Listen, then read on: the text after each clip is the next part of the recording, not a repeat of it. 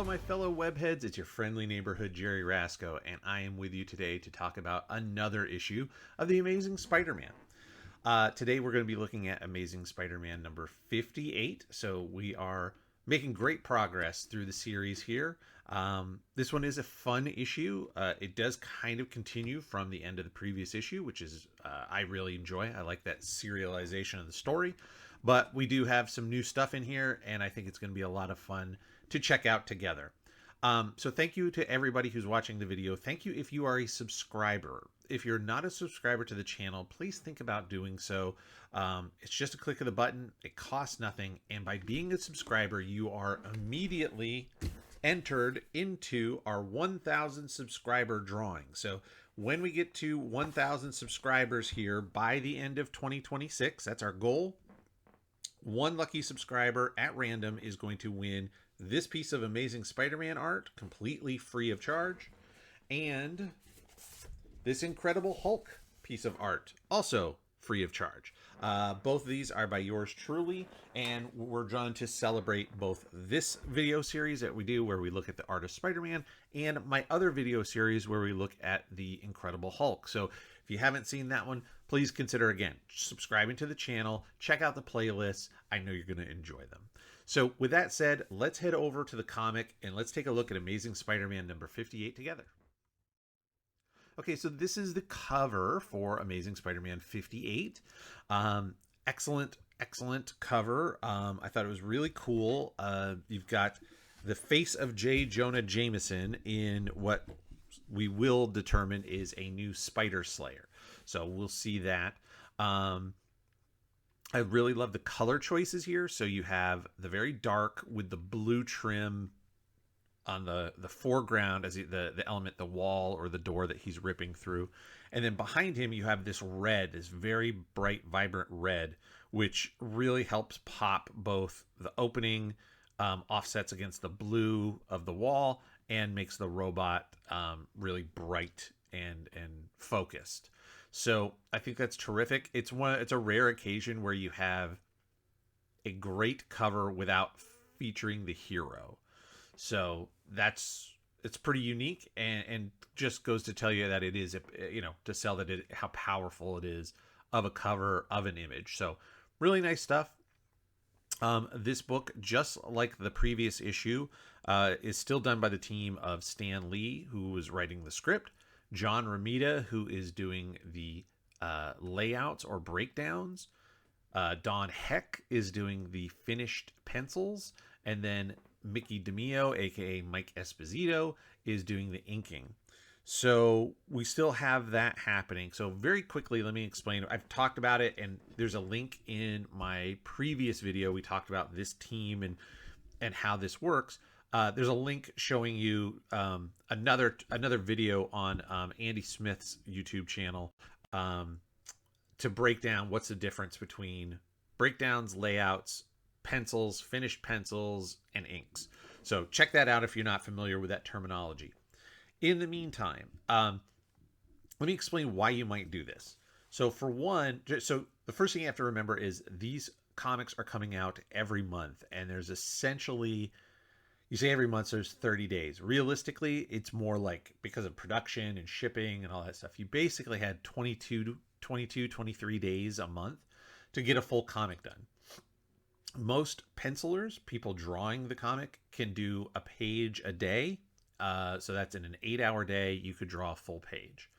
Inkers sometimes can go a little faster, colorists a little faster, letterers can letter, multiple pages per day. So it just depends on your speed and what you can do, your experience. There are pencilers who can pencil 2 or 3 pages a day. Jack Kirby penciled tons of pages a day. I think John Byrne could do up to 2 or 3 pages a day. But let's say you have a penciler who can only do 1 page a day.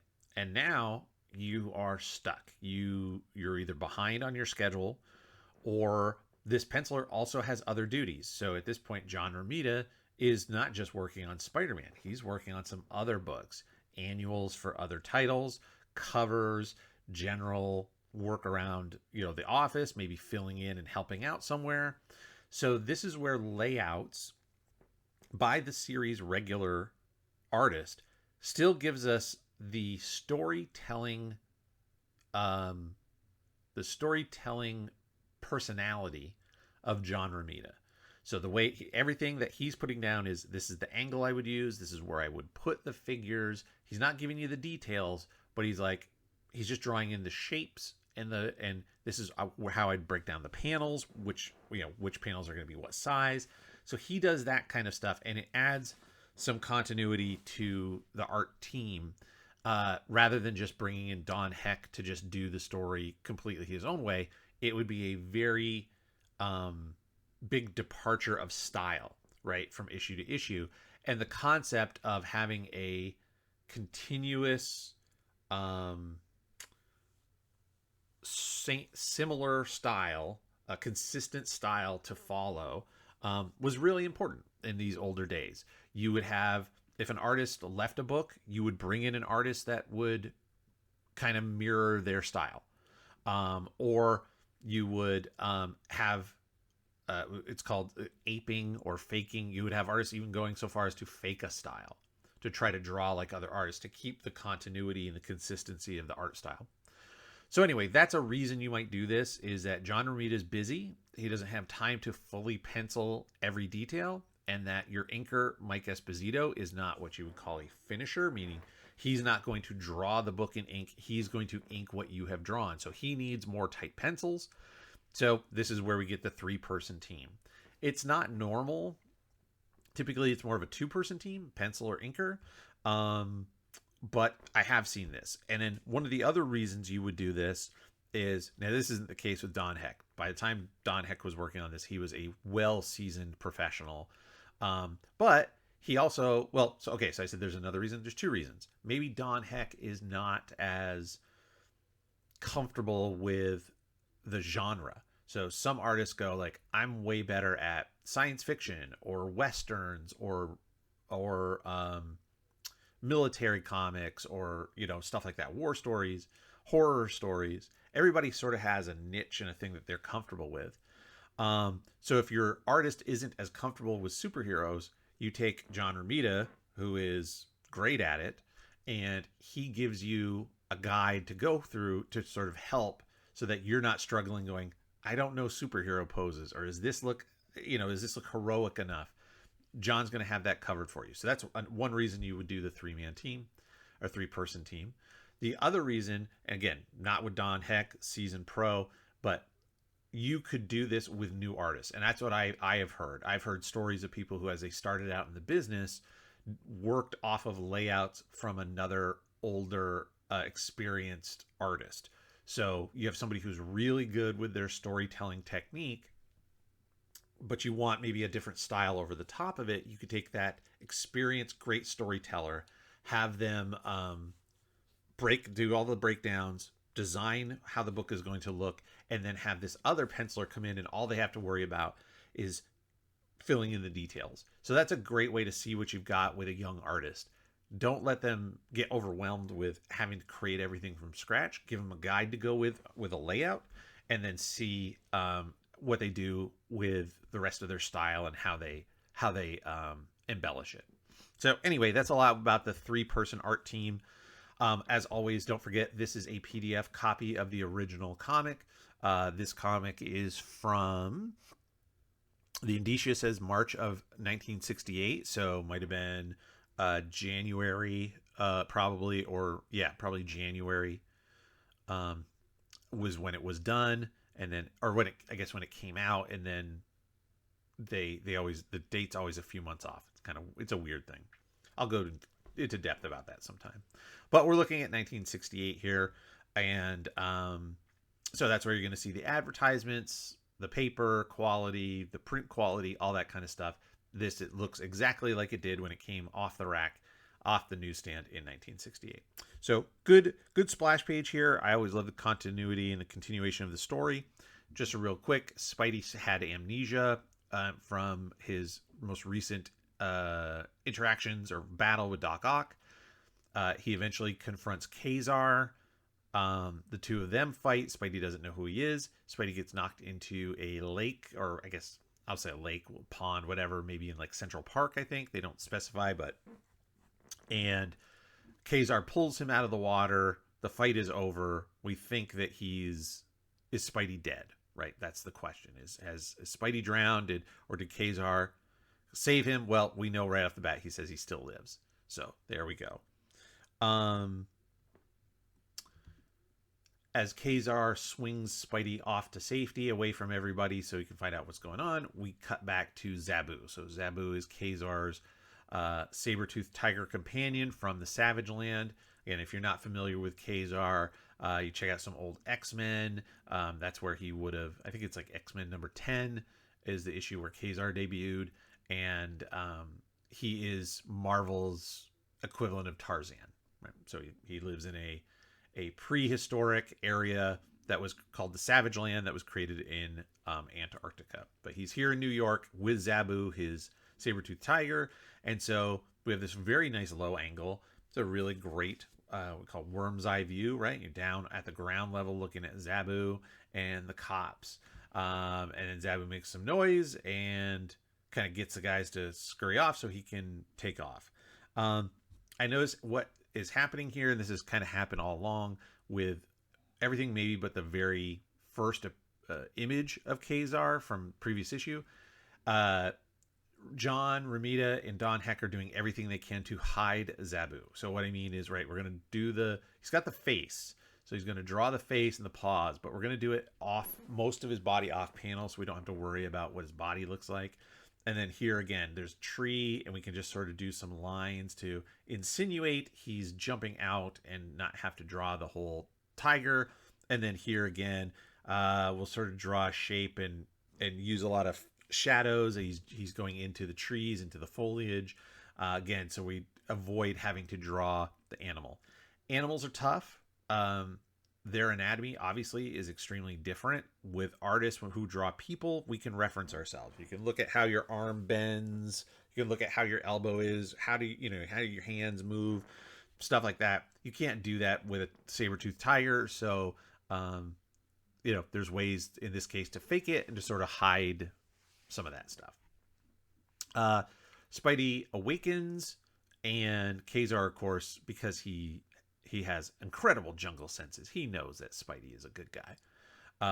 So as Spidey comes up, I like this third panel here, the wide panel, because the action is very horizontal. This is very important, right? You don't want to have somebody, like when Spidey's crawling up and down a building, you don't necessarily want a wide narrow panel. If he's crawling up a building, you'd like a nice long panel on your page so you get that shot in and emphasize the verticality of the building he's crawling up. Well, here he's laying down and he sits up, and Kazar leans forward to hold him down. So we've got a very horizontal angle and a nice horizontal page there. And you can really feel the halted momentum of Spider-Man as he goes to sit and Kazar puts his hands on him to hold him down. You feel that motion. So that's some really nice body language there with these figures. This is a very, very nice panel altogether. And then, of course, Spidey's amnesia is cured. He knows who he is. He remembers. And that's a good Spidey face there. It's not perfect. There should be the little web circle in the center between the eyes, but overall it's pretty good. So we've moved on from the amnesia storyline. In the meantime, J. Jonah Jameson gets a phone call from Professor Smythe. Smythe, first appearance is Amazing Spider-Man 25, where he shows up with a robot that he's designed to track spiders with the idea of capturing or beating Spider-Man.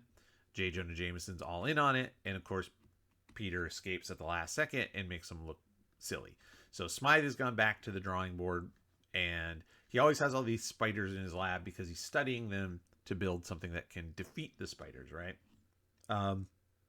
The thing I've said here, and we'll see it again, all of the spiders in these jars and balls in his lab, they all don't look like spiders. They look like they're almost drawn more like ants, with like a 3-segmented body instead of more like 2. So I apologize if anybody has arachnophobia. Feel free to skip through. I'm just going to very quickly post this picture of a spider so you can see what spider anatomy looks like. and it's different the way the legs are connected to the body. It's, again, doesn't really have a separate head the way an ant does, and I think that's the way that it's drawn a lot in the book. So there you go, just a real quick spider lesson. So we'll cut back and you'll see these look more like Spidey's symbol as opposed to actual spiders. So that's that. We get a little interaction between Colonel Jameson and Captain Stacy, Gwen Stacy's dad, who of both of them believe Spidey is innocent. I did want to point this out. It's very, very subtle. But I was looking through and I was like, there's something weird about Jonah's face, and I couldn't quite place it. And I thought maybe that his eyes weren't level. So the head is turned, which is fine, right? If you're turned, one eye is going to be slightly higher than the other. So that's the angle. But it just, there's something about it made it look like this, his left eye, the one on our right side, was higher than the other one. And it might be the eyebrow or something. It's just, again, I could be wrong. It's very, very subtle. As I zoom in, it doesn't bother me as much as when I was just going through and making notes. But just as artists, make sure people's things like their eyes are level. Now, you could have a character that has eyes that are offset. They're going to look weird. That's going to be a character choice. But your regular person, their eyes are level, right? So they're the same. Their ears, so if you have one ear that's way up and one down, it's little subtle things like that. That's very easy to pay attention to. That, again, takes your art to another level. Let's see. Talk about Aunt May in a couple panels here. She has been sort of in a, not a coma. She's just, her anxiety about what's happened to Peter has set her into some sort of fit, and where she's collapsed and they've had to bring her to the hospital. A little Gwen and Harry interaction, and back to Spidey. It's a nice turn here of Kazar, where they hear a sound and they turn to see it. Again, good Spidey face there. That's nice stuff. Good crowd scene. You got the tiger. That clearly hard to do water, especially in a splashy, like if it's a pool of water or puddle of water, that's not hard. Water where it's drops or streams or flows of water, sprays of water, that's a little tougher to draw. This is done very nicely. So overall, nothing great, super fancy, but very good, solid stuff here. And then Kazar swings through to save Zabu from the police who have guns, right? Because they don't know. So he swoops away. I said here, nice lighting. It's a little stark compared to the rest of the comic. This hard black edge. It's like the light all of a sudden has become very, very strong. So we're going to black out this whole side of his face. Like, for example, you see when he turns. Yes. So we've established they're outside. So the light source is the sun. And it's up above, and it's to Kazar's right because the shadows are on the left. They're casting shadows to the left. And same thing, the light is hitting his face, and so his lip, nose, and chin is creating a shadow on the other side of his face. But this eye is not in shadow. This whole side of his eyebrow is not in shadow. That is getting some light. So this is a pretty subtle shading technique, but effective. We get the idea he's turning towards the light. No problem. In this one, it's very strong to the point where the entire eye socket is blacked out all the way up the forehead, this ear, all that stuff. So it's a little bit of a sudden jump into strong or bold lighting, but it is still good because it's consistent. The hair, the shadow on this side of the head, this part of the shoulder as it curves down, right? And his arm is up, so the shoulder curves down. It's the other side of a ball. The light is hitting the top, so this part is shadowed here. The shadow on the legs, underside of his the side, the muscles, his lats as it's flexed out from swinging, and again the hand. The lighting is consistent. It's just much stronger on Kazar than we've seen anywhere in the comic or anywhere else in the panel. So that part of it's a little jarring, but it all is done very right and very well. Funny stuff, like he just goes crazy, breaks a bunch of guns, and he bends a light post around a police car so the police car can't follow him, and takes off, and everybody's like, meh, don't worry about it. He can pay for it. He's super rich. And you're like, what? You can't destroy police property. I don't care if you have a saber-toothed tiger or not. That doesn't just fly. But it's comics. I did also put this in my notes. So here, right, there's a car has crashed into, or truck, I guess, has crashed into a fire hydrant. There's water spraying all over. We made a big point to note there's water spraying all over because they were afraid of Zabu. And we cut to the next scene and the water's gone. Where's the truck? Where's the fire hydrant? Where's the water? There's not even a puddle on the ground. So just consistency. I would have liked to have seen that. Good crowd scene again, good wide. Big no-no. Talk about this a lot. Do not put your characters on the standing on the bottom panel border. It flattens it out. The Kazar is standing on the border. Zabu is standing on the border. That means, but I think let's zoom in and see. Zabu is supposed to be in front of Kazar. There's this little tiny overlapping, right, on the foot. So Zabu is closer to us, and then Kazar. Fine. Except the problem is their feet are both standing on this line, which means that they're on the same level. So now you've disrupted the illusion that there is depth and that one object is in front of the other because they're on the same plane. And then you cut over, and these cops are also standing on this. So that means that Kazar is about 8 feet tall. These guys are about 5 feet tall because they're all on the same level of, or plane of depth, because they're all standing on that border. So that's why you don't do it. Take and get your characters, and it can be an inch, a quarter of an inch up off that bottom panel, like the car tires. Keep them off that bottom panel, and you're fine. But yeah, the panel is not the ground. It's not a table they're all standing on. So Spidey's trying to get home, but he's all out of web fluid, so now he's got to wall crawl home. And we see Smythe and his Spider Slayer for the first time. It's a nice design. I think it's really cool. It kind of reminds me of, I think it's the Destroyer from Thor, right? It's the machine from Asgard, and it could be controlled by Odin or whoever. And the front opens, and it has a big laser that comes out the front, but that really reminds me of the Destroyer. But I like this part on the front that there's sort of like two different metals. There's like a gray, and there's like a shiny behind it. And this is supposed to be, I think, a spider, right? Because there's 8 legs, if you will. 1, 2, 3, 4, 5, 6, 7, 8. So that kind of spider, but it's very subtle, which I really like. It's a spider logo, but it's simple. And I like the overlapping sort of arm structure. I think that's really neat. And this is very classic. Again, kind of Kirby-ish legs with the design of the boots. Again, reminds me of the Destroyer. But I think it's really, really good. Just showing how it works. It's more powerful. It can do more, but it also has the same senses to be able to sense Spidey. And again, this is where I'm saying, like, that spider right there just looks like a, well, it doesn't even, here it's got 8 legs, but 2 are all more like pinchers, so it really looks like an ant. So no. Let's see here. Spidey's heading home.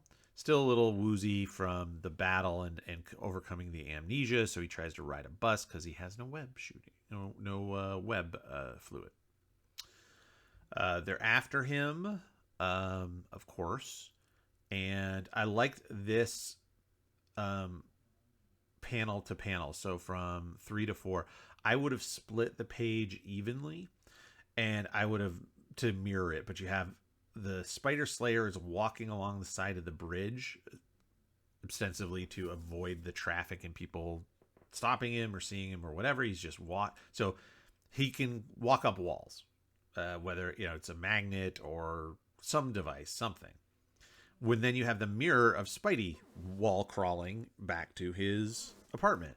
So I like the split of the two of them. I would have moved the panel border to the center, and I would have maybe tried to get Spidey's pose to maybe match this one a little better.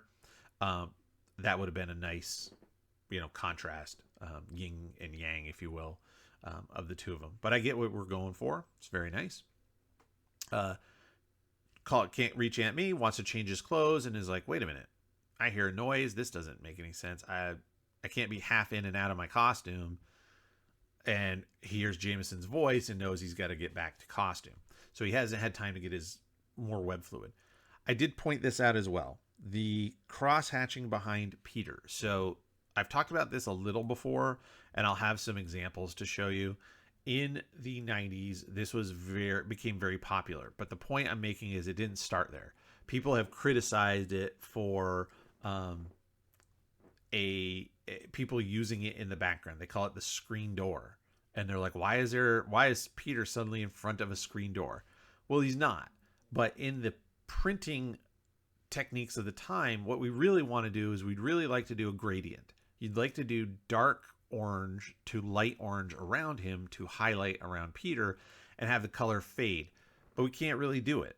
So to make it up, you have to use black ink and crosshatch. And so there's a difference between hatching, cross hatching, so you're one way, cross hatching coming in the other, or just filling it out entirely with black. So here's a couple of examples that I pulled from some 90s comics that you can see. Here's what we're talking about. We talk about screen door in the background. But it didn't start here. It obviously came from way back. So let's make sure, if we're going to criticize anybody, let's make sure we know where the source is. So as you can see back here, we've got screen door hatching as early as the 60s. Nice back and forth. So Spidey kicks the robot, but it's stuck to the wall just like he would be. So it takes a half a step back, but then plants that foot and swings the fist through. This is nice continuity, nice what I call choreography. Nice twist to the figure, but it all makes sense because he's taking a step back. So his right foot is going to plant and then swing up with that right hand, which is already outstretched. So that works great. Good upshot on Spidey there too. It's done very well. So overall, really good page. I like this. I like the sort of bouncing off of him. And this is one where the motion lines and the sort of like little explosion as he goes bing off of the Spider Slayer. I like that a lot. The leapfrog action and then the twist of this form with his hand dug into the brick or the building, I think is really good. The other thing I liked a lot, which again, I'm going to zoom in. It's a small thing. This is an awesome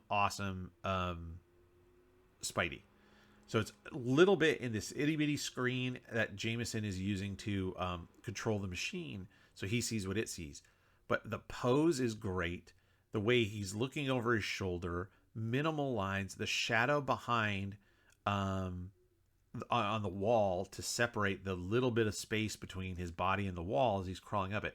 It's just a great pose. It's a great classic Spidey pose and handled perfectly. I really, really like it.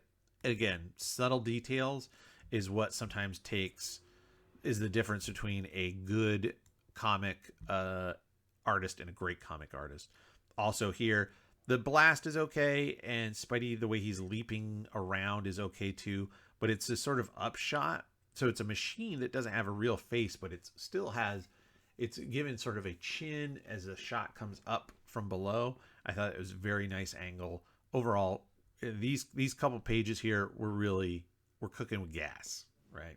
This is doing great. Smythe takes over because, again, what we find out, he's not doing this to help Jameson. He's not doing this to make money.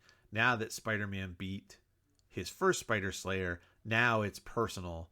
And Professor Smythe doesn't want to just capture Spidey. He wants to kill him to prove that he's better. So Spidey tries to hide, sort of a warehouse behind a steel door. That's not going to help, and that's what gets us to the cover, right? Which is ripping through the steel door. I did say this on this one. I get what you're doing here, which is cool. Let's do the brick. If you do it in perspective, it's going to adds some nice detail and direction of the viewing. It can either pull your eye down to the left or up to the right, which is what you would want, up to the right. But you have to be careful with this. Sometimes drawing too many bricks and bricks is just a great example because it's easy. You do the lines and then they alternate, right? So you pick your brick size, you have one brick, and then they alternate, so the seams are alternating. That's the pattern. So it's easy to do and it adds background, but if you're not careful and your perspective is off, or it starts to slip, or you haven't figured it out and drawn your vanishing point far enough away, it can not work. It'll slip, and so some of your bricks are way too big, or some are not big enough. You end up with stuff like this, where the top of the door frame ends up with a brick that's sort of like a half a brick, whereas really you'd want to line it up along this door frame and have one of the horizontal lines coming off of that corner. So I don't know. I think sometimes less is more, and in this case, I think fewer bricks would have been just fine. I said the Spider Slayer gets through, and Spidey uses Smythe's aggression against him to get the thing to blast the support beam and bring the warehouse down on top of it. It's not going to stop him, but now he's got a plan and he needs a little time. So he's trying to find where would Smythe be. Now, little problem here. Spidey has no webbing, so he gets onto a wire that's coming off of this warehouse, which apparently ends at a phone booth. And I actually checked this out. So New York City phone booths do not have above ground cables. Because of severe snowstorms in 1888, the city of New York sat down with the leadership of the city and said, we can't deal with this because they used to have above ground telephone poles and a bunch of them broke and it took down the system and it was a real mess because of this blizzard. So after that, they said, we're going to run all of our cabling underground. So when you go to New York, you don't see telephone poles and you don't see cables coming like this from a building. Well, now you don't see phone booths anymore, but it's all underground. And so there wouldn't be a cable for Spidey to walk on to get to the booth. He would have had to just jump to the ground and run. But it is what it is. This is very nice framing here in the foreground. This is also a great way. You could have done this as a shot from behind the Spider Slayer as it's clearing out the rubble, and then you see Spidey in the distance in the phone booth. That would have been okay too. Either way, but this framing of Spidey, because he's not the big action, the Spider Slayer clearing off the rubble is, but this is a nice way to have this moment in front with the big action behind. Having contradictory things helps. It's always an interesting visual choice. So Spidey slowly flipping or quietly flipping through a book while this is my flipping through a book, and then Jonah Jameson's flinging, or I guess it's Smythe at this point, flinging rubble off of himself. So great framing, nice piece there. Yep, it's Smythe. I like him crushing, like hugging and crushing the phone booth is very, very good there as Spidey flips out of the way. But I like that pose. The bend in the robot and the Spider Slayer shows a lot of power. It's very, very good. Smythe is becoming completely unhinged as Spidey heads to his lab. So he thinks Spidey's heading to the lab to try to stop the people, stop Smythe and Jameson, when he's like, we're at the Daily Bugle. We're not even at my lab. Ha ha ha. Well, the Spidey Slayer follows him to the lab, and then once it gets there, it starts going haywire. It's not running, it's malfunctioning, it's not responding right. So he ups the power to the point where it self-destructs, basically, which the guy who built it should have known. There's a limit to how much power you can pump through it before it's going to explode. But apparently he didn't. And the reason is because of all the spiders. So we've already identified that that's how the machine tracks Spidey. There's some sort of signal, like I guess his spider sense, that spiders give off. Well, if you have all these spiders together and Spidey puts them all in one area, It's too much signal and it overloads the system and the robot blows up. It's a little questionable science, but hey, it's better. You know, we've seen crazier explanations in comics, right? So again, spiders. Let's talk about spider anatomy. Let's not draw them as ants. This one over here really looks like an ant. Um, we can do better spiders. Um, let's see what else have we got here. Oh, I forgot one thing I liked. In as Spidey's in the phone booth, it's all glass, right? Now, when the Slayer reaches him, there's a shadow. The Spider Slayer's casting a shadow over him. And this is a harder technique, especially at that time with the printing technology, than you would think. And that is, so you're going to draw Spidey, you're going to draw where the webs are, then you're going to shade the area in between the web lines, the web pattern, and leave those open so that when the red print comes over the top, the lines, the pattern becomes red rather than the costume. The costume's in shadow. It's a great technique to show shadow on Spidey's face without just blacking everything out. But again, really difficult to keep those itty bitty lines open with newsprint where ink has a tendency to bleed.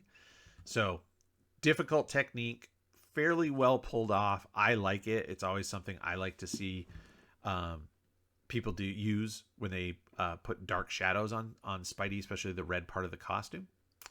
So that's pretty good. Good Spidey face here as he's kind of all wrapped up. He just wants to get home and sleep for a while. He's been running for days. Gets home, decides, I can't reach Aunt May. I'm going to go find what's going on, and happens to run into Kazar and Zabu, who Kazar thinks he recognizes him, but just sort of writes it off. Now, one, I would say, wouldn't maybe, again, is this guy Kazar? He's Kazar, but is he Craven? Is he Tarzan? Could he have recognized his scent? Could Zabu have recognized his scent? And Kazar put two and two together. Maybe. Peter walks off. It's very subtle. Again, I'm going to zoom in for you because it's a small image, but it's just done with shading, with shadow, right? Because it's far enough away. Dark eye, this little hint of a smile. So the mouth is relatively straight, but it's this little curve, the little dimple under the cheek makes it look like he has the subtlest of smiles as he's walking away. I did say I'm surprised that the shadow wasn't Spider-Man. That's what I would have done it that way, because you have the symbol here, right? And I would have drawn instead of the hair and jacket, I would have drawn Spidey and kept the eye white maybe, or red from the symbol. But overall, pretty good. I love that subtle smile. And now we're moving on to an all new storyline. And there we go. There's the end of the book. So let's kick it back over to the desk and we'll wrap things up. So there we go. That's Amazing Spider-Man number 58. I really like the issue. I like how the story gets wrapped up. We've gotten away from the amnesia stuff. We've wrapped up the Doc Ock stuff. We've wrapped up the Kazar stuff. Now we're going to head in and deal with the Aunt May situation, which should resolve itself pretty well. And then we're going to end up with, the start of a new storyline. So good conclusion, good way to wrap everything up. The art team, for me personally, I think so far I like just John Romita as the penciler. Don Heck is a great artist. He has a great resume. I don't know if this kind of superhero book was to his strengths. So there's a few things that you kind of go, or what was the mix between him and Mike Esposito? Maybe not as smooth as Mike Esposito and just John Romita. Personally, my favorite is just John Romita inking himself, but hey, everybody's got a favorite. But I like the book. I give this a nice 7.5 out of 10. I think it's a good issue. It's a fun read. It's quick. It moves fast. I didn't move fast. I talked a lot, but you're used to that by now. But overall, the story was a quick read and just some good fun. So I hope you enjoyed it. I enjoyed reviewing it with you. I'm very much looking forward to our next episode with Amazing Spider-Man number 59. Right now, I have plans on another special guest joining me for that episode as well. So I look forward to sharing that with all of you. Thank you so much. Don't forget to subscribe. We're pushing to the 1,000 subscribers by the end of the year.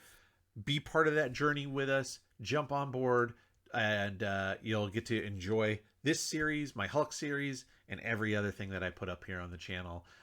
Thank you so much, and I'll see you here next week for even more Spider-Man. Thanks.